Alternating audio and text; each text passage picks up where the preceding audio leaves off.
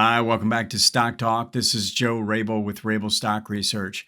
So as I always do, I collect the stock requests that come through for the week, and I'm going to analyze that, and it will make up the bulk of the show. But I'm going to start out with a lesson that I think is pretty important this week, and that's most people, when they think of stock picking, they kind of think of the fundamental, being a fundamental guy, and Warren Buffett or something like that. And I just want to show how I think from the technical side, you can become a better stock picker. I want to walk through the 5 steps at becoming better at stock picking. And I'll show you why price is king and why we have to start with that, but how we can supplement that with some key criteria based on momentum, relative strength, and group action. And so I'm going to go through that, and then I'll go through the stock requests that came through this week. All right, let's get going. Okay, so when we start out, I've got this Moelis stock MC. I wanted to just show how, in terms of the way I would go about trying to identify stocks that I think have a really good chance over the next, sometimes it's just the next 3 to 6 months, but a lot of times it can be as much as 6 to 12 months where we're going to see some outperformance. And the way I would do that is, even if I'm going to trade off the daily, even if I'm looking to only play it for anywhere from 3 to 6 weeks or something like that, I would not start with the daily chart. All right, I'm going to start with the monthly and the weekly. And I did a whole lesson on this last week about the biggest mistake I see, and it's a lot of guys starting here and then trying to manufacture something on the bigger time frames. What you want to do is you want to see something that looks really, really good on the big time frames, and then go look for entry using the smaller time frame. So that's essentially step 1, is making sure we're starting with price first and foremost, right? We're starting with price, but step 2 is making sure that we're starting with a wide angle lens. Wide angle meaning I want to see what's really going on here on this bigger picture. I don't want to get too hyper focused on what's taking place right here, right now, until I know where it's come from, where the resistance is, and really what the bigger picture looks like. So I'm trying to identify, is this the start of a move that has some potential?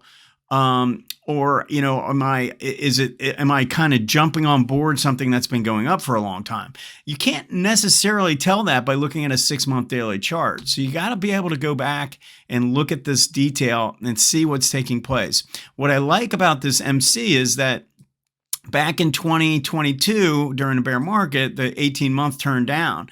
And now to start this year, late last year and to start this year, the 18-month is turning back up. The MACD line is crossing back above the 0 line, and we've had a low ADX condition. Why is the low ADX condition important in this case? The reason is that we went through a terrible decline phase, and ADX, the red DI, was never able to get above the 25 level. You see how it poked up towards like around 24, but it never really showed any severe strength in this case. So I think the bulls are still, the buyers are still in command. Green DI is back above 25. We can see the volume pattern. Some new volume has poured into it recently. So these are the kinds of things. That's the first thing I'm looking at, is what is this price pattern looking at? What is this looking like? The fact that this was down and it's cupping around and this forms sort of a saucer here makes me want to go and look at the weekly. And if we look at this weekly, it had a declining phase, and then we went through our sideways basing formation, essentially. And it wasn't that wide and loose. You got to be careful when you get a basing phase that has really big swings in it. It's not as attractive to me. When I look at this, it's a really tight pattern. Now, so far, I'm looking at just the monthly and the weekly price pattern. Where is support? What is the 18-month doing?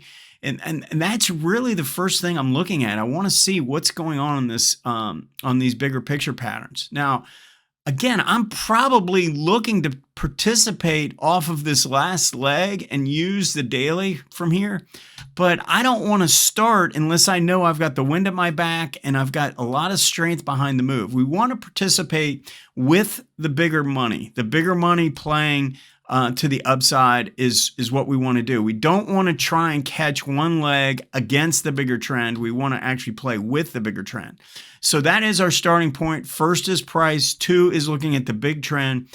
And The third thing we want to do is watch and see what's taking place on a momentum basis. So if I know that I've got this consolidation pattern, I've had a low ADX condition, I've had a MACD that was down and it's now crossing the zero line, I want to go and look at the weekly chart. Notice we had low ADX here, but we also had a low ADX for about a year below. The ADX was below the 25 line through that whole period.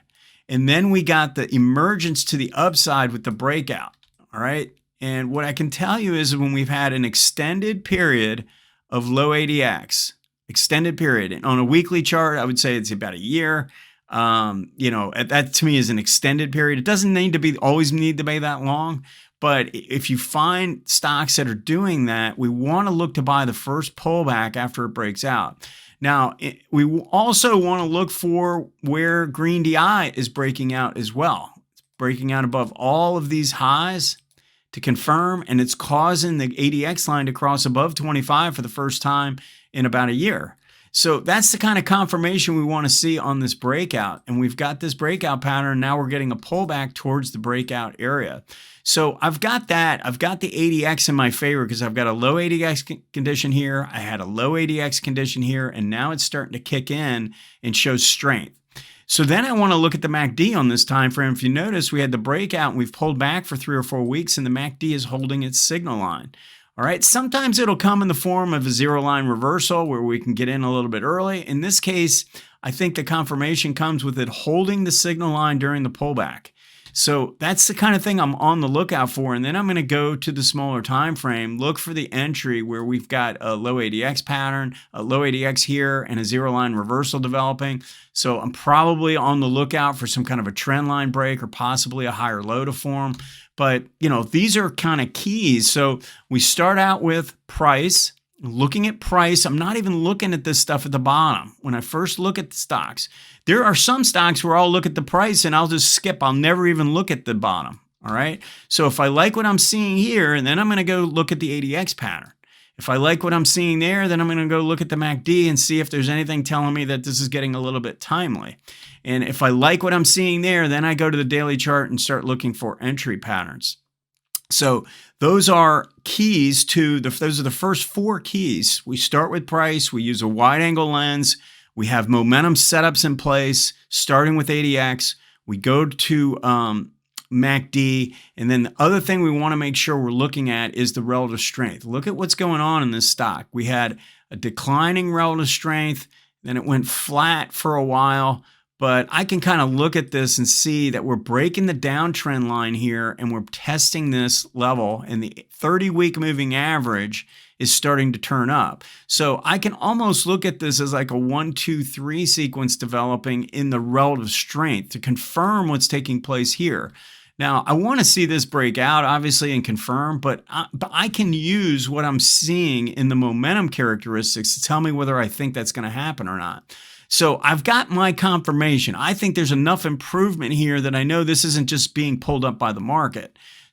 Now, the final thing I want to look at is the group action, industry group. And one of the things you can do, obviously, we've got, we know the financials in terms of the sector is showing signs of improvement. It started late last year, and it continues to show some pretty nice signs of strength. But we know this is in the specialty finance area. So what we want to do, and one of the things you can use that I really like what Stock Charts has done, this is a fairly new part of the program, is you can hit this sector summary. All right, I'm actually going to pull this down a little bit so we can continue to see, the charts, because what I want you to do is when you click on the sector summary, it's going to pop up all these sectors, right? I can go through and I can click on the financial sector, and then I can go back through and look for my specialty finance area. All right. Now from here, what I do is I go back to the top and I click on market cap and I sort this by market cap. Because what I want to do is I want to see what the big names are doing, especially now in the environment we're in right now. I want to see what the big names are doing first, because what ends up happening is that it's like a follow the leader type of deal. If we get the big names strong, showing strength, and we see some of the smaller cap names follow suit. Now, what I'm going to show, I'm actually going to click through some of these. I just want to show you how this works. So this is pretty cool. So I know I'm looking at this. I like the looks of this. You can see the monthly and the weekly. Let's look at this top market cap stock in this group, which is a stock that I've been highlighting to my subscribers. I think this is a really good looking pattern here with a monthly and a weekly. Look at the MACD actually held the zero line on the monthly. It's kicking back into gear on a momentum basis. Really attractive pattern. We can go look at something like Moody's. I mean, actually, even the KKR. Look at the strength in this. This is a powerful, powerful trend. Look at the volume pattern in the ADX in this stock.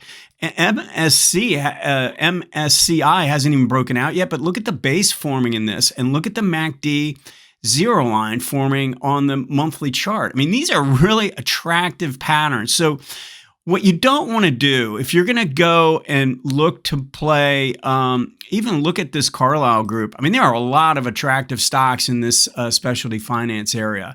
So, the point I was going to make is that if I'm looking at this MC, I want to make sure that it's not running alone, right? I want it to be running with the group. Now, I do this in a bottom-up way. I go through a lot of individual stocks and I sort them by their industry group so I can see, okay, I see 4, 5, 6, 7 stocks in a row, all really looking attractive, and they're all in the same area. That's the type of thing that I like to see for confirmation, and it's really, really easy to do using this stock charts sector summary. So I would highly recommend starting to use this. It's one of my favorite parts of this program. If you're enjoying the content, hit that like button and also subscribe. So my research can be found at rabelstockresearch.com. Also, you can find information on the trading school, basically my courses, and I'm adding a third course actually fairly soon. It looks like I'm going to finish this a little quicker than I thought.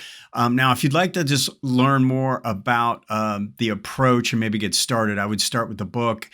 You go to rabelstockresearch.com/book for more information. Okay, before we get into the symbols, so I've got my 4 charts up on the QQQ, but what I want to show is how you can go over here on the left. I'm not showing the menu items, but you can see the layouts on the left. I click on that. I've got all my different layouts here, right? And all I have to do is click on this, and it switches it out. Now I've got my 5 charts up, and what I've done is I've included an hourly here in the middle. I get questions periodically about daily and hourly combination trades, so I like to have this up. I think it's a good reference to tell you what's going on in the short-term pattern. You can see when something's getting extended above the 18-day, you can get a good feel for whether there's good momentum behind it. And if we look at this QQQ, you can see how, yes, this is stretched. You see how far? So let me just zero in on these so you can see what I'm saying. You see how this has gotten pretty far? There's space, open air between price and the 18, all right? Similar to the way we got like that, okay? But what you want to do when you get up into that region, you don't necessarily just want to sell. What I want to do is go down to the smaller time frame and start looking for signs that the momentum is slowing. And I like to gauge that using the ADX. Now, MACD is not quite confirming this last peak. It's showing a little bit of slowdown, but I don't view this as being as big a deal as if we start to see a divergence, a stronger divergence develop on an ADX basis. I want to see the buyers start to slow down. I want to see the sellers start to strengthen, and it's just not happening yet in this market. So we can also see the volume pattern on a short-term basis, really see the strength of the volume. Look at the abnormal volume behavior, all these bars above the 50 for that long, right? And then we go through a consolidation phase and nobody comes out, right? And then we make a move to the upside. Now we did get a little bit of distribution here over the last day or two. So that might be the first kind of warning sign, but we're not seeing it on a momentum basis yet. Now, the other thing I want to mention is, one of the things I've done and studied this a lot is looking at the relative strength line. So we've got a relative strength line that's moving up here, and I like to use this 30 MA as a barometer. And if we get too far away from the 30 and you break the trend line, then you're probably going to work your way back to it. But it doesn't necessarily mean it's bearish. But you start drawing in these trend lines, all right, and start looking for these. Now, this trend line, again, this was kind of stretched away from the 30 MA, and all it did was create a move up to there. If we do this trend line here, you can see that was really the reversal where we were breaking the 30 and the trend line, and we've been up ever since. Now, we did the same thing here where we had this move away from the 30 and then broke the trend line, went through a correction phase, right? Went through a correction, but we are not breaking the 30. It's a really good barometer to use and be on the lookout for. As long as this stays above its 30 MA, the relative strength line stays above, that means this is outperforming the S&P. This is the area you want to be in right now, all right? Now, what I keep talking about is the IWM and how we want to see this sort of take over the baton and kick in. It hasn't quite done it yet. You see how it tried to get through the 30 and then came back down? So we want to see this come back up to the upside and turn that 30 to the upside.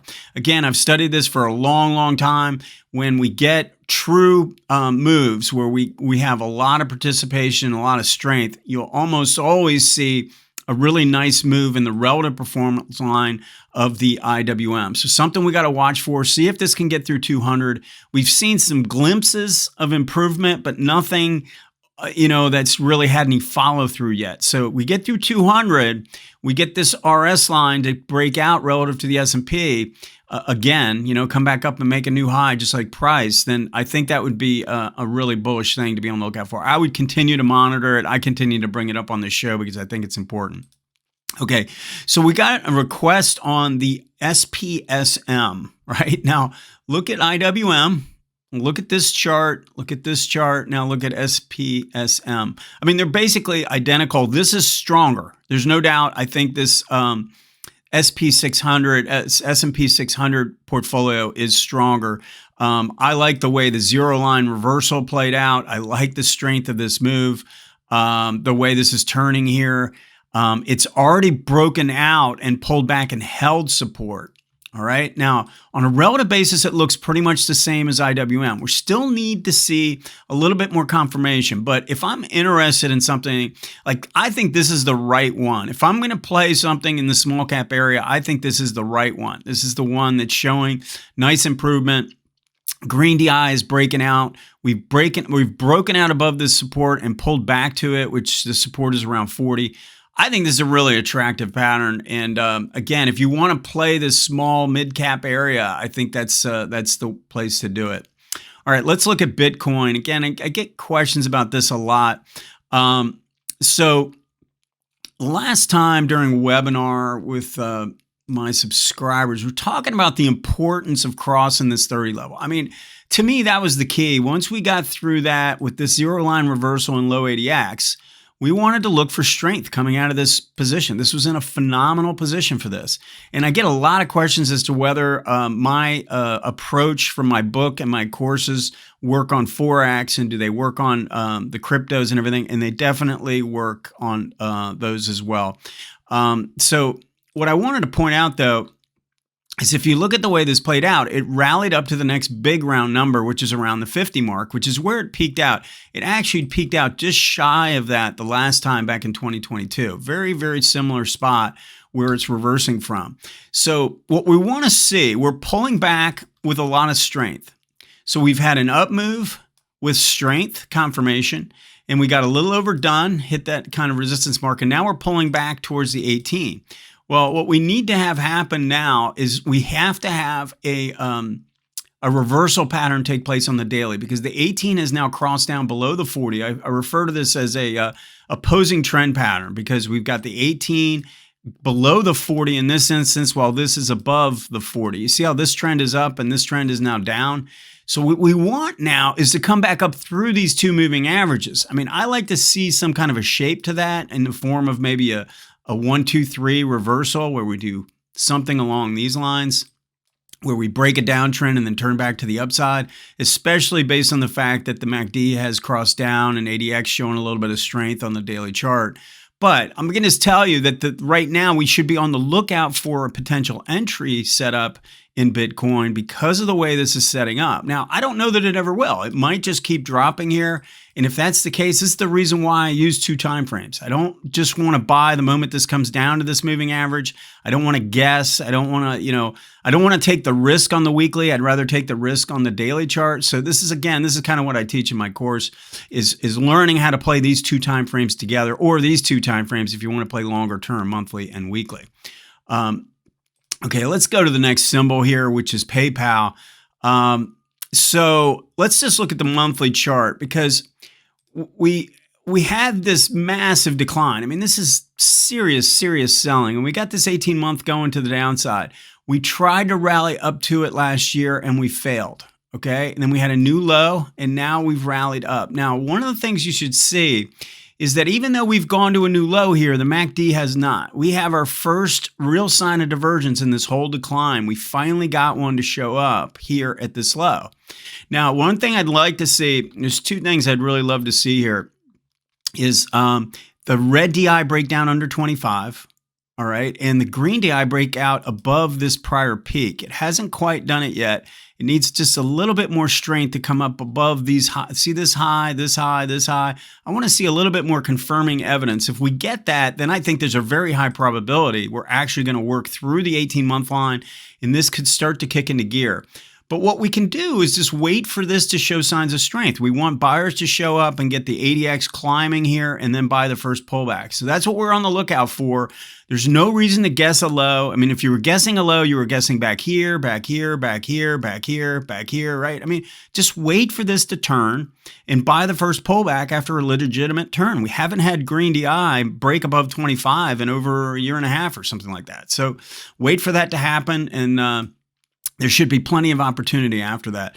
All right, let's look at the meta. And this goes for a lot of these stocks. You see how far this has run? I mean, this is the greatest V-bottom I think I've ever seen. We made a move to the downside, came down to the big round number at 100, and we've just been vertical ever since. Now, the momentum signs are very good. ADX is down here.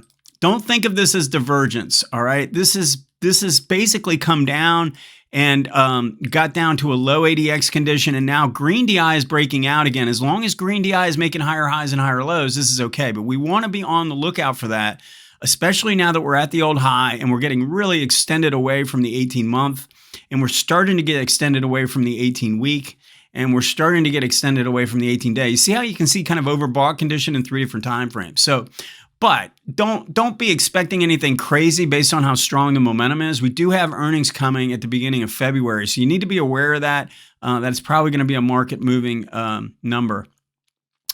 Okay, let's look at this PPG. So let's just go back and start with the monthly chart, because we've had signs of improvement. This 18-month, which I was talking about like on MC, was down, and now look at how it's turning around and it's offering support. Look at how the MACD line was down, crossed above, held the 0 line and the signal line, and they're both turning up to the upside, right? So those are good signs here. Now we can see on the monthly chart, 150 is a big number.